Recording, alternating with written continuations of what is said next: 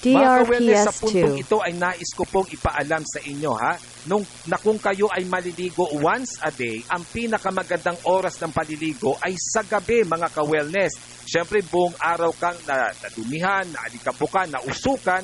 Sa gabi magandang maligo bago matulog at relax ang pakiramdam mo.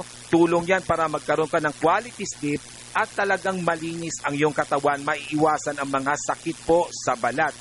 Walang masamang maligo ka sa umaga, maliligo ka pa sa gabi. Pero kung mamimili ka ng isang panahon kung alin talaga ang oras na pinakamagandang maligo, yun po ay sa gabi. Maging yung mga pimples or acne, syempre kung buong araw nakakapit sa buhok at sa balat mo yung alikabok, yung germs, tapos sasayad sa unan mo, lilipat sa mukha mo, yan ang isang dahilan ng mga pimples at acne. Kaya dapat mas magandang matulog sa gabi, dahil sa ganun ay relax at malinis ang katawan. And speaking of paliligo, panalo-panalo lalo kung gagamitin mo ang Era Charcoal Soap, Dahil ang Era Charcoal Soap, mayaman po ito sa activated charcoal. Ang activated charcoal kasi, tumutulong po ito na pumuksa, mag-alis ng germs, ng harmful microorganisms sa balat.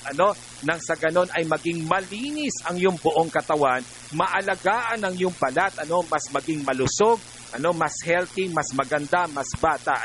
Aprobado ng Food and Drug Administration, ganyan kahusay ang Era Charcoal Soap na available sa mga butika at supermarket sa inyong lugar.